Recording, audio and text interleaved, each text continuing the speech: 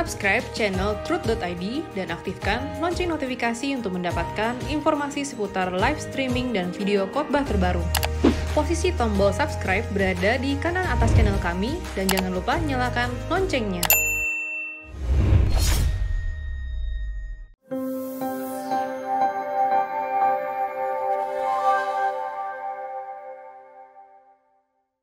Saudaraku sekalian, suatu hari nanti banyak orang akan menyesali hidupnya karena tidak menggunakan dengan bijaksana, tidak menggunakan dengan benar kehendak bebasnya. Saudara, secara pribadi, saya secara pribadi, you yourself and me myself, kita sendiri yang menentukan takdir kita. Jangan disesatkan oleh pikiran bahwa manusia dibelenggu dalam lingkaran takdir atau penentuan dari kekuatan di luar diri manusia itu, sehingga manusia tidak berkuasa atas dirinya sendiri. Allah yang besar, Allah yang berdaulat, Allah yang tidak sewenang-wenang memberikan kepada kita hidup. Dan hidup itu diberikan. Dan kita harus menguasai hidup kita dan mengarahkan hidup kita. Jangan memberi kesempatan kekuatan kuasa yang lain mengarahkan hidup kita. Kita yang harus mengarahkan diri kita sendiri. Seandainya manusia sebelum lahir ditanya, kamu mau diberkati atau dikutuk? Pasti jawabnya mau diberkati. Seandainya bisa dialog seperti itu. Kamu mau masuk surga atau masuk neraka? Pasti jawabnya mau masuk surga. Kamu menjadi sekutu Allah atau mau menjadi sekutu musuh Allah? Pasti akan menjawab menjadi sekutu Allah. Pasti saudaraku, pasti demikian, sudah pasti. Tetapi kita melihat fakta di mana manusia sebagian besar ternyata hidup di dalam kutuk, di dalam hukuman, menuju kegelapan abadi atau menuju neraka, tidak menjadi sekutu Tuhan, tetapi menjadi seteru Tuhan, bersekutu dengan musuh Allah. Suatu hari nanti orang akan menyesal karena tidak menggunakan secara bijaksana kehendak bebas yang dia miliki. Allah memberikan hidup kepada masing-masing kita. Dan kita yang menguasai hidup kita ini, saudaraku, Allah tidak akan memberi kesempatan kepada yang lain mengambil alih hidup kita, kecuali kita menyerahkan hidup kita tersebut, saudaraku. Jadi setelah manusia jatuh di dalam dosa, ya, kita semua ini keturunan Adam yang telah hidup di dalam bayang-bayang maut. Bayang-bayang maut karena kesalahan Adam. Semua manusia telah kehilangan kemuliaan Allah. Kemudian Allah mengutus putra tunggalnya Tuhan Yesus Kristus yang menawarkan keselamatan. Kita harus memilih apakah kita mau menjadi sekutu Tuhan atau bersekutu dengan musuh Tuhan. Kita yang menguasai hidup kita, saudaraku. Kalau orang tidak memiliki satu ketegasan, tekad, komitmen untuk memilih Tuhan, maka orang lain yang akan memilihkan. Orang lain yang akan mengarahkan. Dan dunia ini pasti mengarahkan. Malangnya saudara, kita dilahirkan dengan kodrat dosa. Lingkungan kita adalah lingkungan yang fasik. Di mana sejak kecil kita telah menyerap cara berpikir, filosofi, selera dunia. Dan ini cenderung mengarahkan manusia, mengarahkan kita. Tidak menjadi sekutu Allah, tetapi menjadi sekutu musuh Allah. Hal ini mengarahkan kita untuk menuju kegelapan abadi. Yang dikatakan Alkitab jalan lebar, enak, cocok, klop dengan keinginan-keinginan daging kita. Tetapi puji Tuhan ada Injil. Injil memberi kesempatan kita untuk keluar dari jalan lebar ini dan memilih jalan sempit. Nah, Tuhan masih memberikan kepada kita kesempatan untuk memiliki hidup kita tidak dimiliki oleh orang lain. Memiliki hidup kita dan mempersembahkan kepada pemiliknya, yaitu Tuhan. Nah, masalahnya kalau kita mempersembahkan hidup kita kepada Tuhan menjadi miliknya, kita harus rela tidak memuaskan selera dan kesenangan kita sendiri. Kita kehilangan hidup. Yang dikatakan Alkitab kehilangan nyawa. Tetapi kalau kita tidak mempersembahkan hidup kita kepada Tuhan, jadi kita mengikuti jalan dunia, jalan yang lebar, yang klop, yang cocok dengan nafsu kita, dengan selera kita. Kita masih memiliki hidup. Hidup di dunia ini, hidup selera bumi, hidup selera daging, hidup selera kodrat dosa. Ini jalan lebar, saudaraku. Nah, puji Tuhan kalau kita bisa mendengar Injil, kita melihat sosok Tuhan Yesus yang memilih jalan Bapa. Prinsipnya melakukan kehendak Bapa dan menyelesaikan pekerjaannya. Bersyukur ada orang-orang yang ikut Tuhan Yesus. Salah satunya Rasul Paulus yang berkata, hidupku bukan aku lagi, tapi Kristus yang hidup di dalam aku. Kita melihat satu model hidup yang ditawarkan kepada kita. Mestinya gereja menawarkan model hidup seperti ini kepada jemaat. Pemberitaan Injil mestinya menawarkan hidup model ini. Yang mana Dia yang memberikan keselamatan itu, Tuhan Yesus berjanji akan menyertai. Menyertai orang percaya dalam rangka memuridkan. Matius pasal 28 ayat 18 sampai 20, Tuhan Yesus berkata, segala kuasa di surga dan di bumi dalam tanganku. Oleh sebab itu pergilah jadikan semua bangsa muridku, baptis mereka dalam nama Bapa, Anak dan Roh Kudus. Ajar mereka melakukan segala sesuatu yang kuperintahkan, dan ketahuilah aku menyertai kamu senantiasa sampai pada akhir zaman.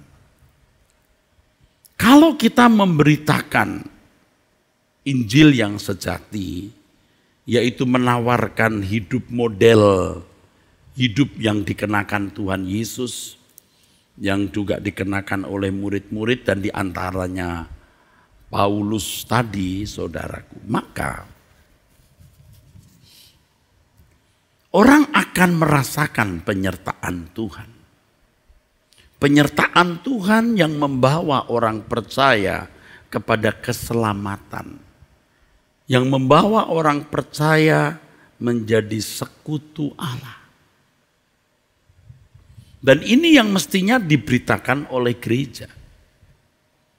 Tetapi ketika gereja memberitakan Yesus yang tidak seperti Yesus yang ada di Injil. Yesus yang ditawarkan sebagai penyembuh. Yesus yang ditawarkan sekedar sebagai pemberi jalan keluar dari masalah-masalah hidup jasmaniah untuk pemenuhan kebutuhan jasmani. Itulah yang dikatakan di dalam 2 Korintus 11 ayat 2-4 itu Yesus yang lain. Injil yang berbeda. Seperti yang dikatakan dalam Galatia pasal 1 ayat 6-10. Memang Injil seperti ini Injil yang cocok untuk keinginan daging kita. Sehingga tidak perlu menggunakan kehendak bebas untuk memilih yang bertentangan dengan naluriah kemanusiaan. Tanpa disadari Injil yang sebenarnya bukan Injil itu menawan banyak orang Kristen masuk dalam suasana yang disebut sebagai pasivitas rohani.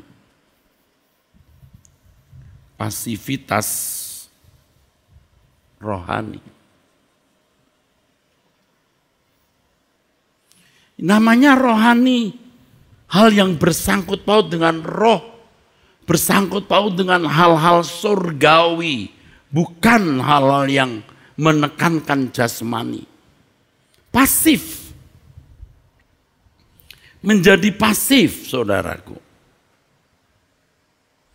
Injil yang sebenarnya bukan Injil, ini Injil yang salah. Ya. Injil yang bukan Injil sebenarnya, saudaraku. Ya.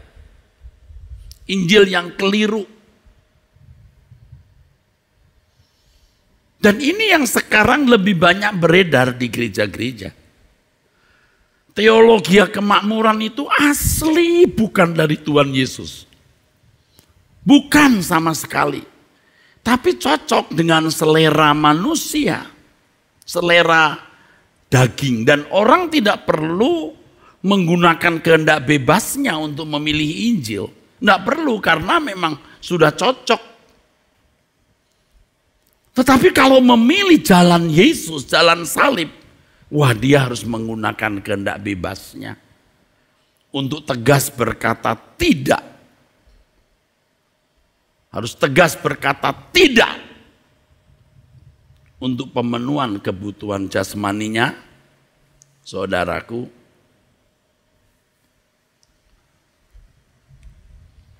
dan memilih jalan Yesus.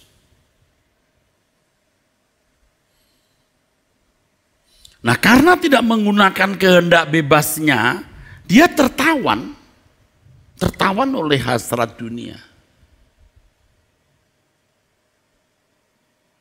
Kalau saya bicara begini, mungkin ada orang-orang yang merasa bahwa saya ini lebay atau berlebihan. Karena dia tidak tahu mengikuti Yesus itu bagaimana.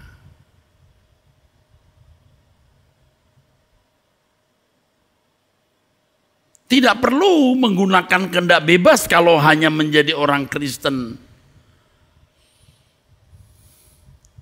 yang tidak mengikut jejak Tuhan Yesus. Tidak perlu menggunakan kehendak bebasnya. Sebab keinginan dagingnya dipuaskan, saudara. Dipuaskan. Tetapi kalau mengikut jejak Tuhan Yesus itu harus kehilangan nyawa. Ya. Dia harus punya tekad, harus punya komitmen ya saudara. Untuk memilih Tuhan. Ini yang saya katakan sejak beberapa bulan yang lalu, ya di hari yang sama saudara, ya di hari yang sama Minggu sore saudara. Kalau orang dari kecil sudah Kristen, dia tidak perlu memilih. Dia sudah jadi Kristen otomatis. Atau kalau menikah dengan orang Kristen ya tidak perlu memilih menjadi orang percaya. Dia otomatis jadi orang percaya dalam tanda kutip ya. Orang percaya yang sebenarnya belum percaya atau belum beriman. Tetapi kalau ikut jejak Tuhan Yesus, dia harus memilih. Dia harus selalu mengupdate, memperbaharui penyerahannya kepada Tuhan. Dia harus selalu memperbaharui tekadnya, membuat membara tekadnya untuk ikut Yesus. Nah, yang saya takut, saya khawatir orang yang terus-menerus hidup dalam pasivitas ini sampai titik tertentu tidak bisa dikembalikan. Tidak bisa. Tidak bisa dikembalikan ke jalan Tuhan, saudaraku. Tadi ada seorang SMS saya, Pak, kenapa surat Yakobus cenderung memojokkan orang kaya? Kaget juga saya dengar SMS itu. Saya tertarik dengan SMS itu sehingga saya sampai telepon saudara tersebut. Tetapi sebelum saya telepon karena saya begitu sibuk, banyak urusan, saya cukup menjawab. Memang kasihan titik. Orang kaya sukar masuk surga. Memang kasihan titik ya, karena orang kaya sukar masuk surga. Kalau hari ini banyak orang ingin kaya, lihat orang miskin kasihan, saya mau beritahu orang kaya itu kasihan. Jadi sombong, sewenang-wenang, ya saudara, terhanyut oleh percintaan dunia. Sampai pada level tertentu, stadium tertentu, dia nggak bisa diubah lagi. Sombongnya, angkonya, kerasnya, sewenang-wenangnya terhadap orang lain, sampai dia nggak bisa diubah. Dia tidak bisa memilih ikut Yesus, nggak bisa. Ikut Yesus itu menderita, bukan menderita, menderita.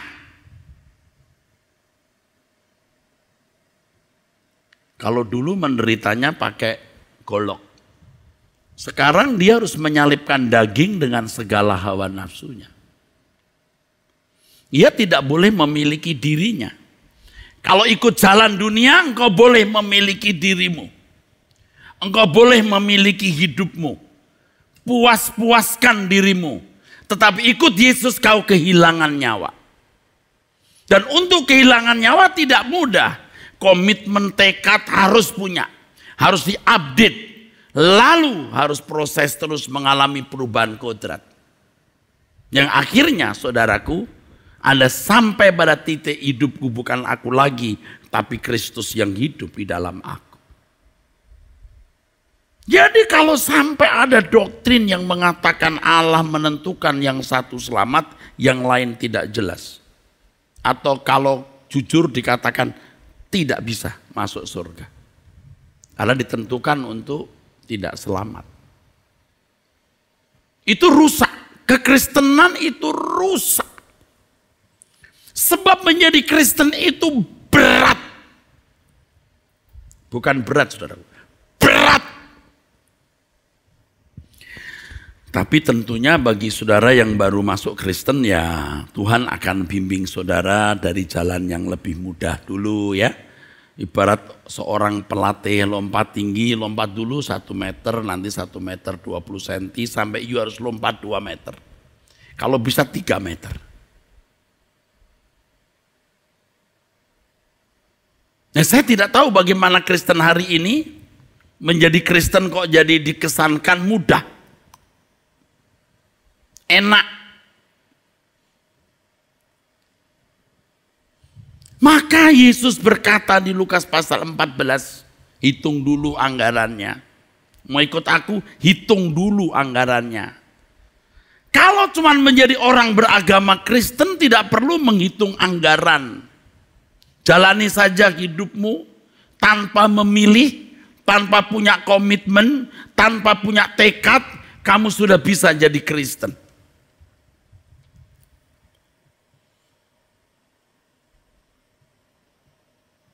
Ketika orang banyak berduyun-duyun mengikut Yesus dalam perjalanannya sambil berpaling, ia berkata, jikalau seorang datang kepadaku dan ia tidak membenci bapaknya, ibunya, istrinya, anak-anaknya, saudara-saudaranya laki-laki atau perempuan, bahkan nyawanya sendiri, ia tak dapat menjadi muridku. Ini ayat bukan bermaksud kita mengupayakan kejahatan atau tidak bermaksud mengupayakan sakit dan penderitaan orang lain. Saudara ngerti kan yang namanya perasaan sayang ke anak, ke pasangan hidup, ke cucu, ke saudara. Itu tidak boleh mengikat hatimu. Sebenarnya ini juga bisa menjadi satu gambaran bahwa ketika seseorang mengikuti Yesus itu harus meninggalkan dirinya. Saya mengatakan ini bukan berarti lalu saya membenci istri, anak, atau saudara-saudara. Bukan itu. Tapi naluriah kemanusiaan kita itu harus diganti dengan naluriah ilahi. Maka Tuhan berkata, hitung dulu anggarannya.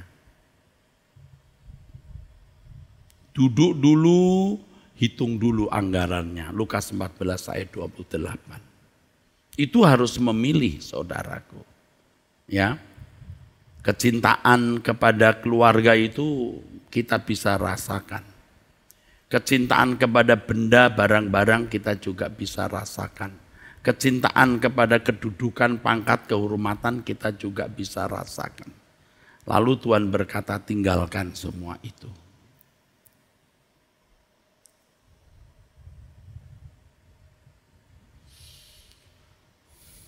Saudaraku, ini keistimewaan yang diberikan Tuhan kepada manusia. Kehendak. Jangan orang merampas kehendakmu. Mungkin Anda berkata, oh aku tidak memberikan kehendakku kepada orang lain. Aku tidak membiarkan kehendakku dirampas oleh orang lain. Saya beritahu saudara, setan itu cerdik. Dia itu licik. Dia akan merampas kehendakmu untuk mengikuti kehendaknya. Dengan pengaruh. Sudah berkodrat dosa, lingkungan fasik, cocok ikut jalan dunia. Sekarang ikut jalan Tuhan, Tuhan tidak paksa. Makanya di Matius pasal 19 ketika ada orang berkata, Tuhan aku akan ikut engkau. Maksud saya, Tuhan apa yang harus kulakukan supaya aku beroleh hidup yang kekal. Tuhan beri syarat. Ini orang kaya loh saudara. Orang kaya ya. Ini orang kaya loh. Ini bisa membantu pelayanan Yesus kalau jadi murid. Tapi Yesus memberi syarat dan ketika dia tidak mau mengikuti syarat itu, ya sudah. Dia pergi dengan sedih karena banyak hartanya. Tuhan biarkan. Berat. Tapi Tuhan tidak mengurangi syarat. Tidak mempermudah syarat pengiringan atau pengikutan kepada Yesus itu. Ngerti enggak? Kehendak orang itu telah dibeli oleh kekayaan. Dia bisa berkata, oh aku tidak menyerahkan kehendakku kepada siapa-siapa. Dia sudah dibeli oleh dunia. Dia pergi dengan sedih sebab banyak hartanya. Ngerti enggak saudara? Nah tanpa sadar kita bisa dibeli. Siapapun kita, mau jemaat, mau aktivis, mau majelis, mau pendeta, bisa dibeli oleh dunia. Dan itu lebih mudah. Makanya Tuhan mengatakan jalan lebar, banyak orang yang masuk ke dalamnya. Di Lukas 13 ayat 23 dan 24 ketika Yesus ditanya, sedikit sajakah orang yang diselamatkan? Yesus menjawab apa? Berjuanglah kamu. Karena banyak orang berusaha masuk tetapi tidak masuk. Yang ini membutuhkan perjuangan. Kalau hanya mengingini, menghendaki, tapi tanpa perjuangan, kebeli oleh dunia. Nah, yang celaka itu ketika orang-orang Kristen mau selamat tetapi tidak membayar harga keselamatannya secara patut. Lalu diajarkan lagi, keselamatan kita bukan karena perbuatan baik. Itu kalimat tidak salah, tapi kalau tidak dijelaskan dengan benar menyesatkan, saudaraku. Filipi pasal 3 ayat 7 sampai 9 jelas mengatakan, aku melepaskan semuanya dan menganggapnya sampah supaya aku memperoleh Kristus. Melepaskan semua, dia harus menggunakan kehendak bebasnya. Tapi kalau tidak perlu melepaskan, tidak perlu menggunakan kehendak bebasnya dengan berat. Otomatis mengalir saja, saudara. Jadi saudaraku sekalian, keistimewaan ini jangan disia-siakan. Ini harta yang sangat berharga. Kalau saya ibaratkan ini tangan atau tangga, ini tangan atau tangga untuk meraih berkat. Berkat kekal, berkat abadi, saudaraku. Ini sangat istimewa. Yang sebenarnya tidak bisa diintervensi oleh siapapun, bahkan oleh Tuhan sendiri. Iblis pun tidak bisa mengintervensi sebenarnya. Tapi karena pengaruh dunia itu, plus kodrat dosa kita yang cocok dengan selera dunia, maka maka banyak orang mudah hanyut atau tenggelam di sana. Saudaraku, perhatikan saya di sini. Ini saudara, ini saya. Kita itu bisa memilih surga atau dunia.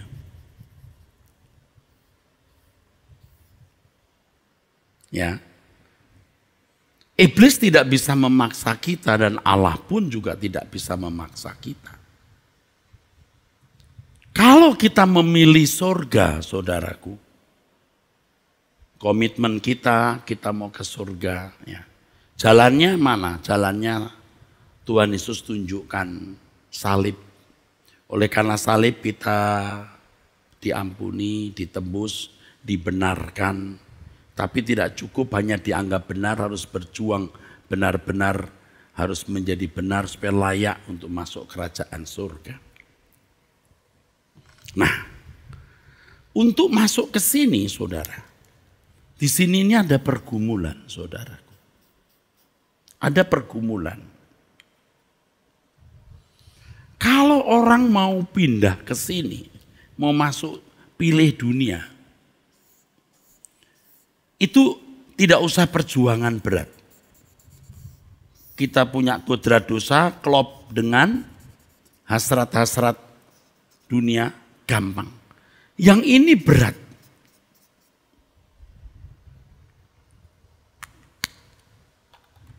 Yang ini berat. Kalau kita tidak mulai sekarang memiliki tekad, memiliki komitmen, saudara, kita nggak nyampe di sini. Nggak akan bisa. Sebab untuk sampai ke sini harus sempurna seperti Bapa, serupa dengan Yesus, mengenakan kodrat ilahi, mengambil bagian dalam kekudusan Allah. Dan ingat, keselamatan bukan hanya terhindar dari neraka dan diperkenankan masuk surga, tetapi dikembalikannya manusia ke gambar kerancangan Allah semula. Itu pergumulan di sini. Yang tidak sesuai dengan selera ini. Karena kita harus mengenakan kodrat ilahi sementara kita masih mengenakan kodrat dosa. Perjuangan, maka ada penyangkalan diri. Penyangkalan diri itu bukan hanya masalah antara mencuri dan tidak mencuri. Oh, bukan hanya itu, saudaraku. Antara berzina atau tidak berzina. Oh, bukan hanya itu, saudara. Antara berkelahi atau mengalah. Oh bukan hanya itu. Yang begini di luar sana banyak orang juga bisa. Tapi bagaimana kita menanggalkan semua naluriah kemanusiaan kita. Dan mengenakan naluri baru. Yang digambarkan di Lukas 14 tadi. Membenci ayahmu, ibumu. Itu kan naluriah manusia. Jangan kita pandang itu sebagai perintah harafiah kita mengupayakan kecelakaan orang-orang yang kita kasihi. Bukan itu maksudnya. Ya bukan itu. Nah saudara ngerti nggak ngerti saya ngomong saja. Ya. Menyangkal diri itu kesediaan menanggalkan naluriah kemanusiaan. Ketika Yesus berkata dagingku benar-benar makanan, darahku benar-benar minuman. Orang resisten, orang menolak dan mulai meninggalkan Yesus. Mereka berkata keras perkataan ini. Kenapa berkata keras? Karena yang diucapkan Yesus tidak klop, tidak cocok dengan keinginan mereka. Mereka ingin Yesus menjadi raja duniawi. Tapi malah Yesus memble mati di kayu salib. Itu tidak sesuai dengan skenario. Tidak sesuai dengan keinginan mereka. Maka mereka bisa berkata salibkan dia. Bukan itu yang orang-orang Yahudi ingini. Tapi berbahagialah orang yang mau menyangkal diri dan berkata, baiklah Tuhan aku ikut walaupun aku tidak mengerti dan aku tidak cocok dengan yang begini ini. Tapi aku ikut Engkau. Yesus mau ke Yerusalem, Petrus menghalangi pakai nama Allah lagi. Kiranya Allah menjauhkan hal ini. Sekali-kali takkan menimpa engkau. Apa jawab Yesus? Nyah iblis. Coba. Maksud Petrus kan baik.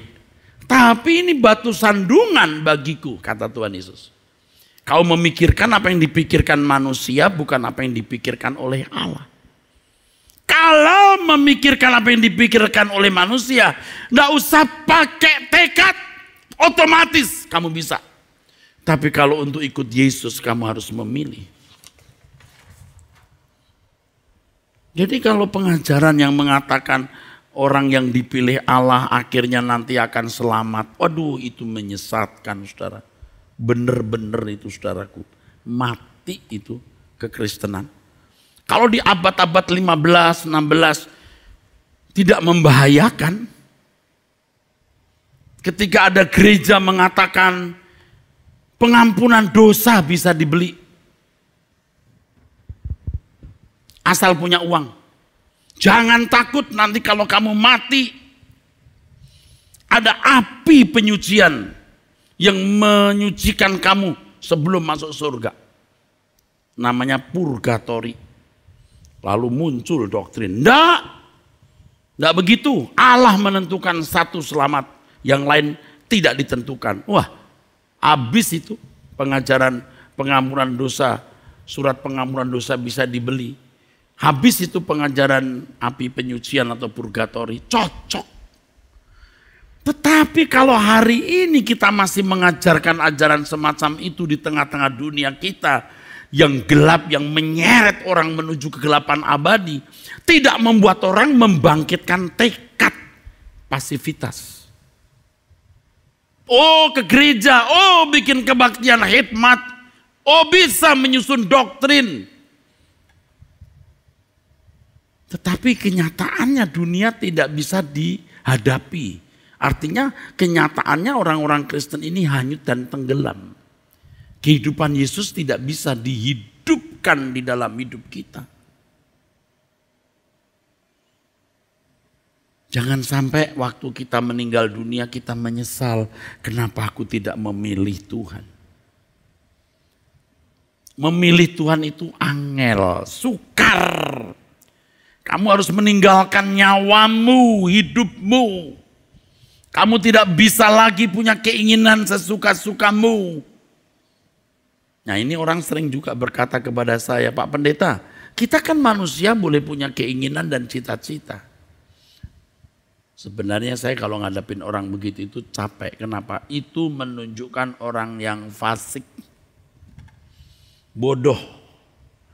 Ya tapi maklumlah. Belum ngerti. Manusia harus punya keinginan. Allah tidak pernah mengambil kehendak manusia. Tetapi tidak ada yang bisa menghalangi kita kalau kita menyerahkan kehendak kita untuk melakukan yang Allah kehendaki. Untuk mengikuti jalan Tuhan. Tidak ada yang bisa menghalangi kita. Orang bicara begitu kan karena mau supaya keinginannya jangan diberangus. Kita boleh dong punya cita-cita. Kalau Kristen yang benar itu Kolose 3 ayat 3. Kamu sudah mati.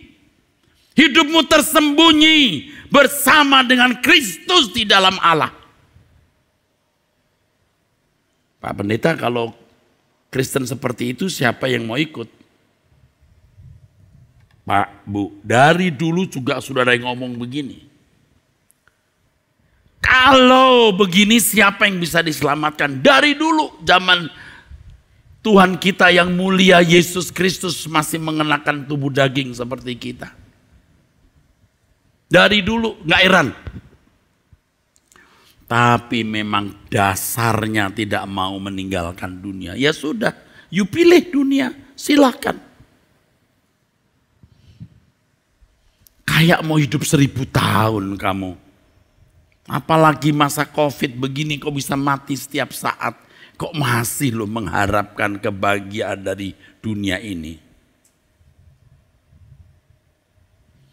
Jadi kalau saya katakan Tuhan sendiri tidak mengintervensi kebebasan manusia, itu bukan mengurangi supremasi atau keunggulan Allah.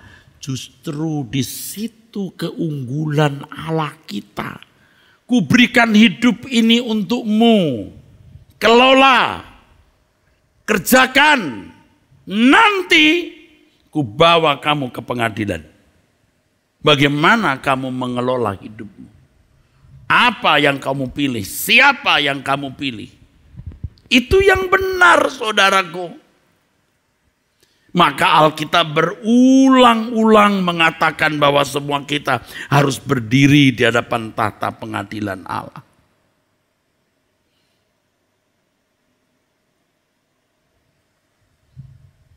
Kadang-kadang saya tidak ngerti ya orang kok mengagungkan Allah dengan mengangkat kedaulatan Allah sebagai segala-galanya. Kamu menghargai Allah bukan cara mengangkat kedaulatan Allah seakan-akan menentukan segala sesuatu. Cara kamu menghormati Allah adalah ketika kamu menundukkan kedaulatanmu di bawah kedaulatan Allah. Memang kita punya kedaulatan, memang kita punya kehendak bebas.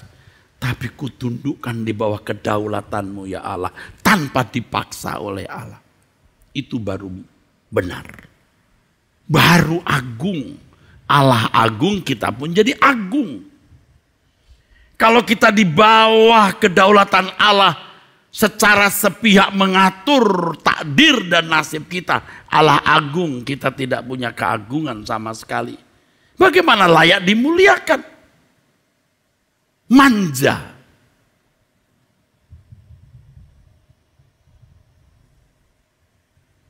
Kok cara menghormati Allah dengan meletakkan kedaulatan Allah sebagai menentukan segala sesuatu yang dialami manusia?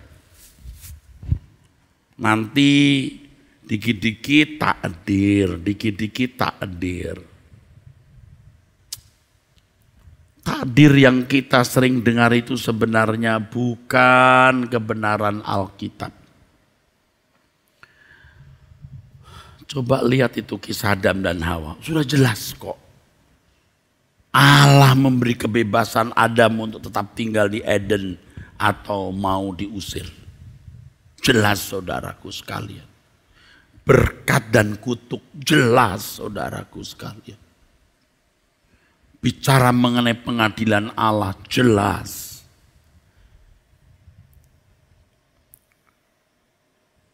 Jadi kita menghormati Tuhan dengan mengakui kedaulatan Tuhan yang memberi kedaulatan kepada kita.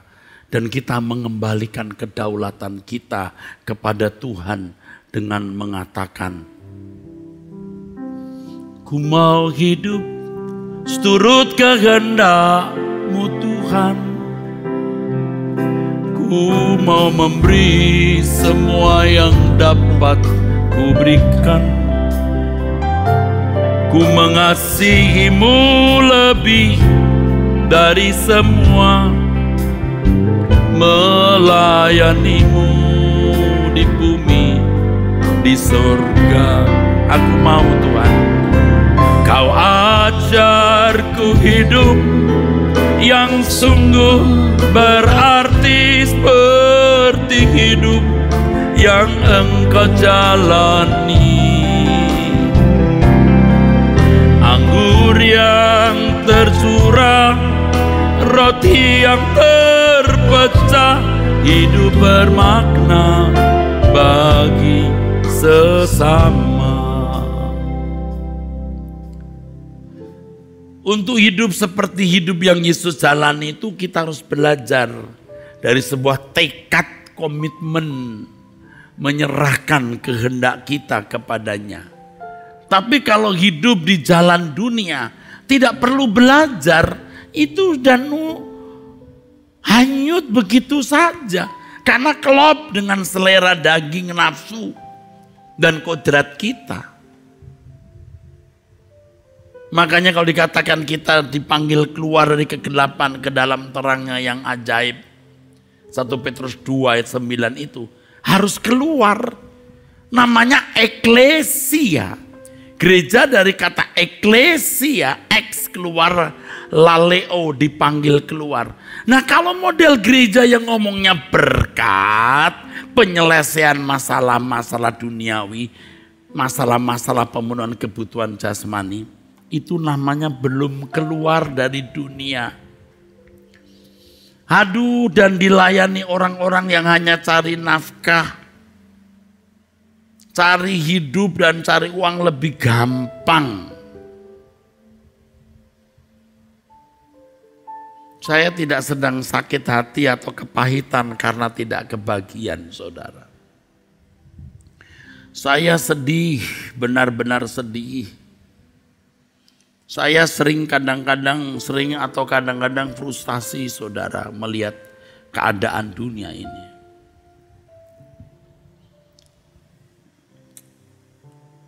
Kita susah menghadapi COVID-19 ini. Tetapi satu sisi kita bisa bersyukur. Yang ngerti ya. Supaya manusia, maksud saya orang Kristen, belajar bahwa ibadah kita itu bukan di gereja, tapi perjalanan hidup kita setiap hari. 2, supaya manusia sadar betapa rentannya manusia itu. COVID-19, virusnya tidak kelihatan. Negara adik kuasa pun juga bisa menjadi limbung gara-gara ini. Filipina 24 tahun lebih tidak pernah menghadapi sebuah resesi ekonomi seperti hari ini, kata koran hari ini. Karena apa? COVID. Kita bersyukur loh Indonesia masih bisa begini. Tolong deh kita berterima kasih, Tuhan masih memberi kita negara yang bagaimanapun masih bisa langsam di tengah-tengah. Memang daya beli masyarakat lagi turun, benar kita sulit. Tapi masih bersyukur kita bisa seperti hari ini. Manusia harus dilihat betapa rentannya. Mau sistem ekonomi, sistem pemerintahan macam apa. Kena COVID memble, saudara. Dan yang ketiga, betapa rentannya nyawa kita. Tidak sedikit orang-orang kena COVID dibawa ke rumah sakit, meninggal langsung malam itu, sore itu meninggal, malamnya dikubur. Nggak lihat lagi keluarga. Keluarga nggak lihat dia juga nggak lihat keluarga. Waktu dibawa, dia cuma bisa nengok, lihat rumahnya. Setelah itu habis. Loh kok masih lo you harap dunia? Kok masih mimpi dunia akan jadi baik? Apa nggak ngawur, saudaraku? Ayo kita berkemas-kemas pulang. Dulu sering ya gereja suara kebenaran kalau bicara surga, langit baru, bumi baru. Orang begini.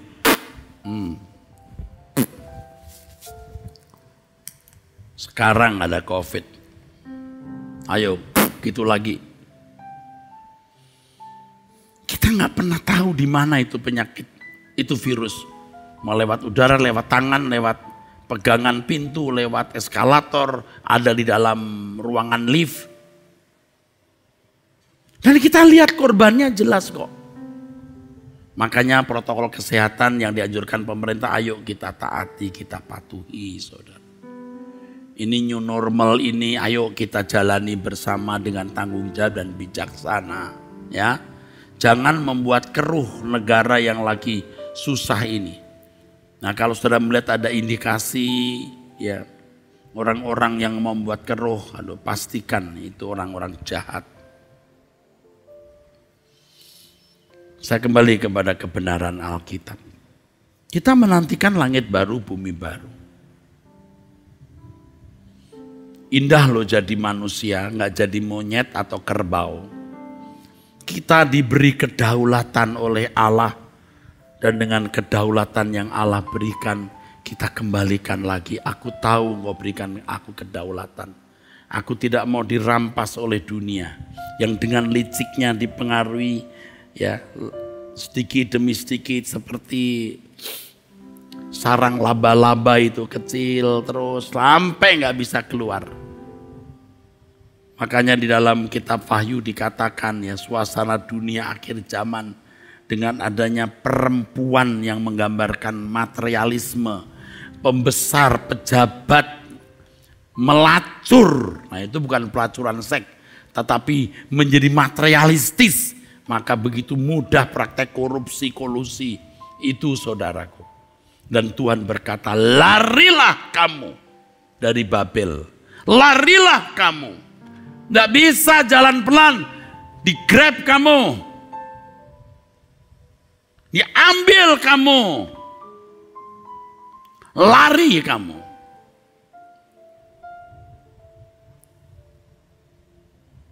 Tuhan sendiri dalam kedaulatannya dengan rela memberikan kedaulatan kepada manusia untuk menentukan keadaannya. Kalau kita dengan rela memberikan kedaulatan kita kepada Tuhan atau kehendak kita untuk memilih Tuhan dengan perjuangan melawan daging, menyangkal diri. Jadi bukan Tuhan yang otomatis membuat kita masuk surga, tetapi betul-betul melatih kita menjadi murid. Yang suatu saat ketika kita ada di hadapan pengadilan Tuhan, kita berkata, aku tidak menyesal memilih Tuhan.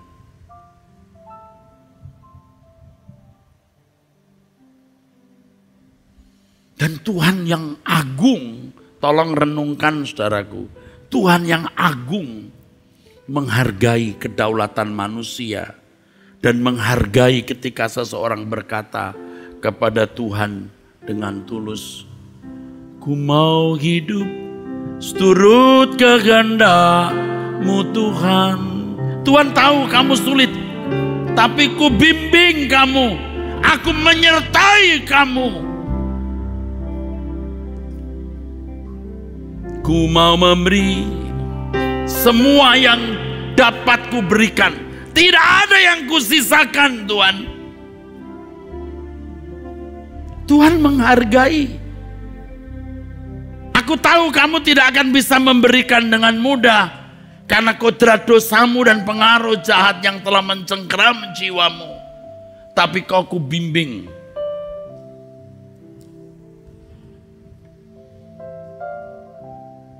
Di situ kasih Tuhan kita rasakan. Bukan hanya kematiannya di kayu salib, tetapi kesabarannya menuntun kita dari hari ke hari. Kita yang brengsek ini, saudara, kita yang rusak ini, kita bisa diubah Tuhan.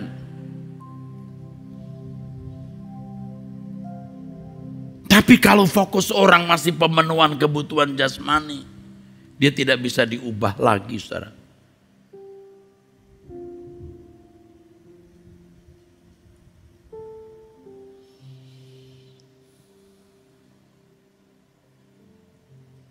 Coba kita belajar mengerti ini, saudara. Sebelum waktu ini berlalu dan Anda sudah terlanjur melepaskan kedaulatanmu kepada dunia.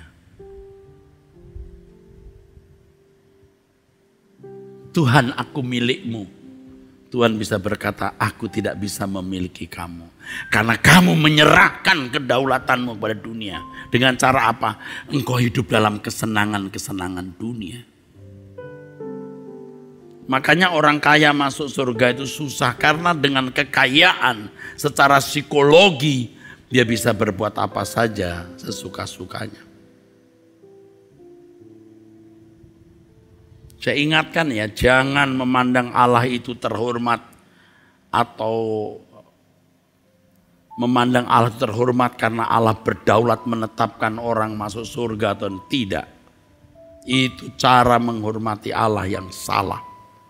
Aku menghormati Allah karena Dia memberi aku kedaulatan, independensi, kemandirian, di mana Dia menantangku, aku pilih siapa.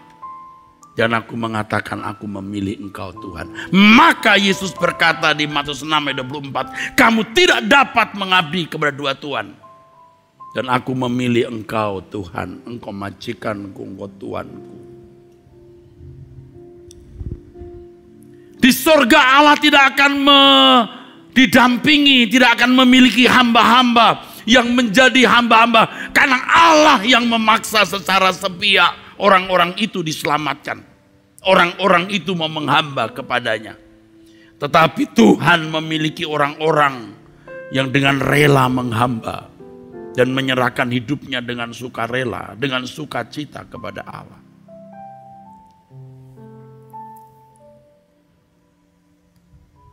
Tadi pagi saya berkhotbah mengenai hal memuliakan Allah. Dan saya baru menemukan sebenarnya minggu hari-hari ini, saudara. Ketika saya berkata haleluya. Di balik kalimat itu saya mengatakan apapun yang kau perintahkan, aku lakukan Tuhan. Haleluya, apapun yang ku miliki, kau miliki. Haleluya, engkau satu-satu yang berharga dalam hidupku. Itu baru haleluyanya itu manis terdengar. Baru haleluya yang benar. Bukan hanya haleluya, haleluya, oh haleluya, haleluya. Engkau mencintai dunia dan memiliki dirimu sendiri.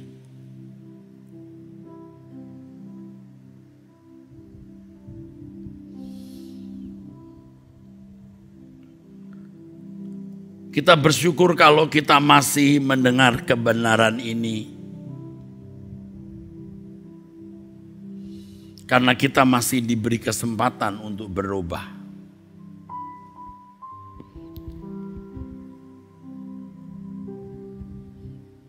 Jangan menunggu. Jangan menunda pertobatan ini. Saya mengajak saudara untuk berubah. Saya pun juga masih bertobat setiap hari dan mau berubah setiap saat. Saya rindu sekali saudaraku. Hidup saya menjadi seperti simfoni yang merdu. Jadi waktu saya berkata kepada Tuhan, haleluya,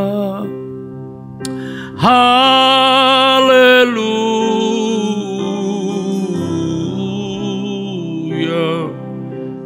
Saya menyerahkan hidupku Tuhan seperti seorang tawanan yang siap menghamba kepada majikan atau raja agung. Haleluya. Tidak ada yang kuingini selain dirimu Tuhan. Tidak ada yang bernilai dalam hidupku selain Engkau Tuhan. Haleluya. Di balik kalimat ini saya berkata, aku siap pulang. Aku terus berkemas-kemas. Tidak ada yang kuharapkan lagi dari dunia ini. Amin.